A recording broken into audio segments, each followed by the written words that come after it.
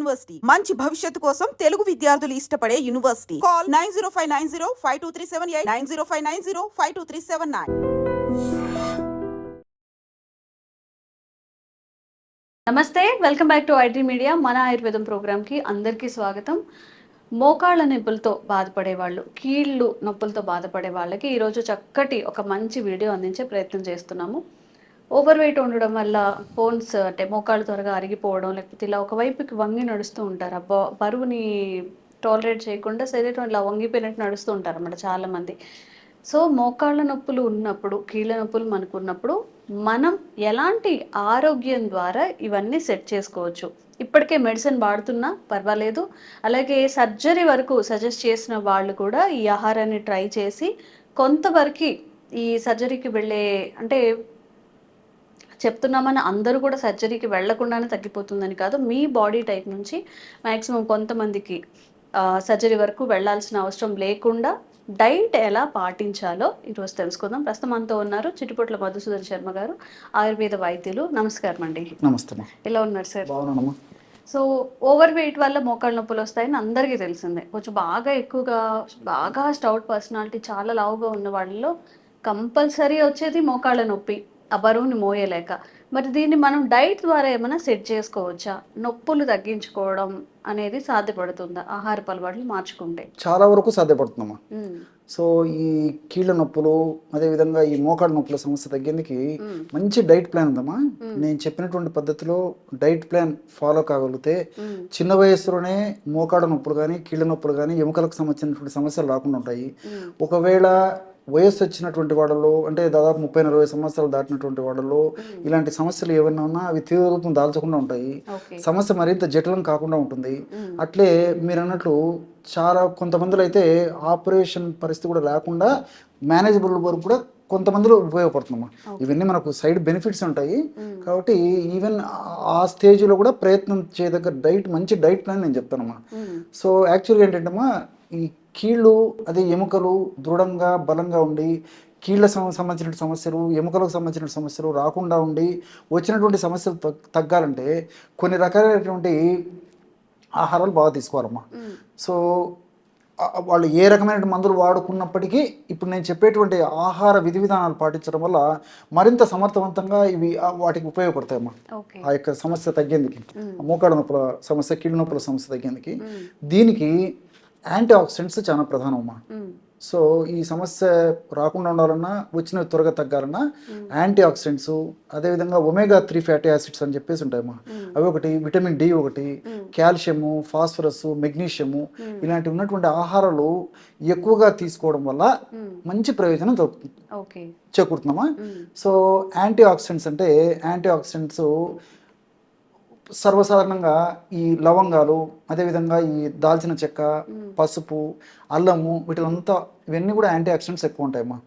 For example, నేను చెప్పినటువంటి పద్ధతిలో వారంలో కనీసం ఒక్కసారి కానీ 2 సార్లు కానీ ఈ యాంటీ ఆక్సిడెంట్స్ ఎక్కువ ఉన్నటువంటి యొక్క పదార్థాలను ఉపయోగించేసి ఒక డికాక్షన్ తయారు చేసుకుని తాగడం వల్ల ఈ మోకాళ్ళ నొప్పులకి, కీళ్ళ నొప్పులకి చాలా అద్భుతంగా సహకరిస్తాయమ్మా. రాకుండా వచ్చినటువంటి కూడా త్వరగా తగ్గిపోయేందుకు కూడా ఉపయోగపడతాయి.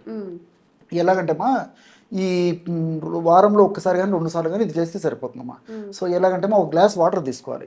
ఒక గ్లాస్ వాటర్లో 2 లవంగాలమ్మా, 2 లవంగాలు క్రష్ చేసి అందులో వేసేయాలి. అదేవిధంగా ఒక 6 వరకు తులసాకులు, కాస్త పసుపు, అదేవిధంగా కాస్త అల్లం క్రష్ చేసి వేసేయాలమ్మా. లవంగాలు, తులసాకులు, పసుపు, అల్లం. సో గ్లాస్ వాటర్ గాను 1/2 గ్లాస్ వాటర్ మిగిలేటట్లు మరిగించాలమ్మా. సో సన్న మంట మీద మరిగించేసేసి దించి ఫిల్టర్ చేసేసి గోరువెచ్చగా ఉన్నప్పుడు ఒక అరబద్ద నిమ్మరసము, 1 స్పూన్ తేనె. షుగర్ లేనటువంటి వాళ్ళు, తేనె వాడదగినటువంటి వాళ్ళందరూ కూడా తేనె వాడుకోవచ్చు. సో ఈ విధంగా వారంలో కనీసం 1-2 సార్లు ఈ విధంగా చేస్తుంటే బెస్ట్ యాంటీ ఆక్సిడెంట్స్ అమ్మా. నేను చెప్పాను కదా, ఈ కీళ్ళకి, మోకాళ్ళకి, ఎముకలకి ప్రొటెక్ట్ చేసేటువంటి అద్భుతమైనటువంటి ఔషధ గుణాలు ఇందులో ఉన్నాయమ్మా.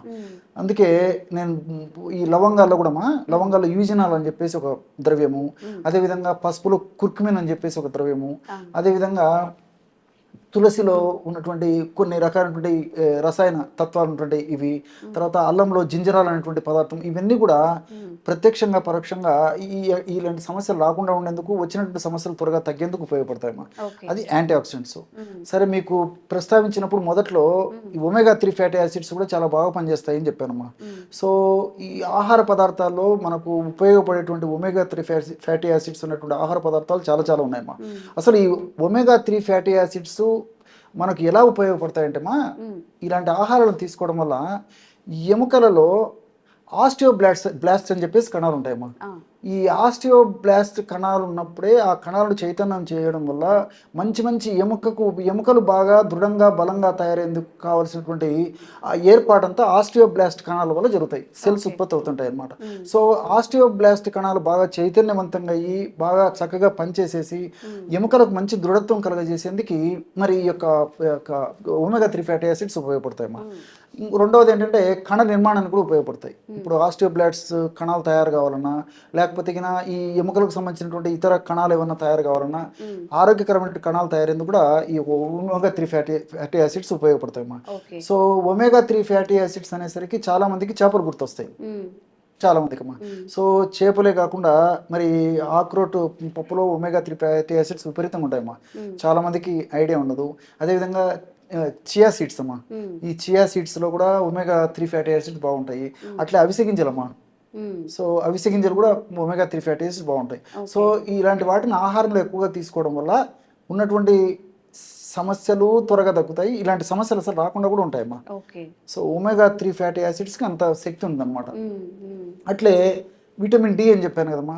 ఈ విటమిన్ డి ఏంటంటే మనం తీసుకున్నటువంటి ఆహార పదార్థాలు ఉన్నటువంటి కాల్షియంను, రక్తంలో ఉన్నటువంటి కాల్షియంను త్వరగా రక్తంలో కలిసేందుకు ఉపయోగపడేందుకు ఈ యొక్క vitamin D ఉపయోగపడుతుందమ్మా.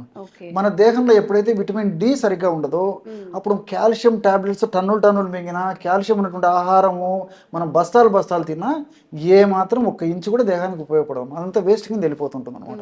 So vitamin D అవసరం. విటమిన్ డి అంటే మరి సూర్యభగవానుడు ప్రత్యక్షంగా ఆయన కరుణిస్తానని చెప్పినప్పటికీ మనం ఆ భాగ్యానికి నోచుకోలేకపోతున్నాం. సో వీలైనంత వరకు కనీసం సూర్యరశ్మి రోజులో కొద్దిసేపు పడడం చాలా చాలా మంచిదమ్మా. సో తప్పని పరిస్థితుల్లో, అనివార్య కారణాల వల్ల, విధి లేని పరిస్థితుల్లో మరి డి విటమిన్ సప్లిమెంట్స్ వాడుకోవాల్సినటువంటి అవసరం ఎంతైనా ఉందమ్మా. సో డి విటమిన్ సప్లిమెంట్స్ వాడుకొని ఆ యొక్క విటమిన్ డి లోపాన్ని మాత్రం భర్తీ చేసుకోవాల్సి వస్తుంది. సో కొంతమంది విటమిన్ డి సప్లిమెంట్స్ అనేసరికి సార్ ఏదో ఆహార పదార్థాల గురించి చెప్తున్నాడు, మళ్ళీ విటమిన్ డి సప్లిమెంట్స్ వాడుకోమని చెప్తున్నాడు అని చెప్పేసి కూడా కొంతమందికి డౌట్ వస్తుంటుందమ్మా. సో అలాంటి వాళ్ళకు నిజంగా వాళ్ళకు దొరికేట్లయితే నాటు ఆవు పాలమ్మా. నాటు ఆవు పాలు జున్ను వారంలో కనీసం ఒక్కసారి తీసుకోగలిగితే ఈ విటమిన్ డి సప్లిమెంట్స్ వాడాల్సినటువంటి అవసరం ఉండదమ్మా. సో అలాంటి తీసుకోగలిగినటువంటి వాళ్ళైతే ఇలా తీసుకోవచ్చు. మరి విధి లేని పరిస్థితుల్లో, మరి తప్పని పరిస్థితులు అయితే విటమిన్ డి సప్లిమెంట్ తీసుకోవాల్సి వస్తుంది. సో కాల్షియం మన దేహానికి ఉపయోగపడాలి, ప్రేవులు పీల్చుకోవాలంటే విటమిన్ డి కావాలమ్మా. అట్లే కాల్షియము, తర్వాత ఈ ఫాస్ఫరస్ కూడా చాలా చాలా అవసరమ్మా. సో ఎముకల నిర్మాణానికి కానీ, ఎముకలు గట్టిగా ఉండదని కానీ, కీళ్ళ భాగంలో ఇతర అనారోగ్య సమస్యలు రాకుండా ఉండేది కానీ, అదేవిధంగా కీళ్ళ భాగంలో మరి కార్ట్లేజ్ బాగా ఆరోగ్యవంతంగా ఉండేదాన్ని కానీ, కీళ్ళ భాగంలో మంచి ఈ సైనోవియల్ ఫ్లూయిడ్ అని చెప్పేసి గుజ్జు అని చెప్తారమ్మా, ఇలాంటి గుజ్జు బాగా ప్రొడ్యూస్ అవ్వాలన్నా ఇలాంటివన్నిటి కూడా ఈ కాల్షియము తర్వాత ఫాస్ఫరస్ చాలా చాలా అవసరమ్మా. సో ఆకుకూరలు తర్వాత కూరగాయలు కూడా చాలా వాటిలో ఉంటాయి. ఆకుకూరల్లో ఈ కాల్షియం ఉంటుంది. వీటికంటే ఎక్కువ కూడా మరి నువ్వులు ఎక్కువగా ఉంటుందమ్మా. సో 100 గ్రాముల నువ్వుల్లో 1450 మిల్లీగ్రాములు కాల్షియం ఉంటుందమ్మా. సో అందుకే చాలా మంది చెప్తుంటారు మా ఆహారం తర్వాత రోజు ఒక్కసారి ఈ నువ్వుల ఉండ తినమని చెప్తుంటారు అన్నమాట. సో ఎముకలు బలంగా ఉండి కీళ్ళు బలంగా ఉన్నప్పుడు ఇంచుమించు ఏ రకమైన జబ్బులు కూడా రాకుండా ఉంటాయి, మనిషికి ఆ రెసిస్టెన్స్ పవర్ వచ్చేస్తుందమ్మా. సో ఈ యొక్క కాల్షియము, అదేవిధంగా ఈ ఫాస్ఫరస్ ఇలాంటివి వాడుకోవడం వల్ల ఆహార పదార్థాల ద్వారా మరి ఈ యొక్క ఎముకల ఆరోగ్యానికి, కీళ్ళ ఆరోగ్యానికి ఉపయోగపడతాయమ్మా.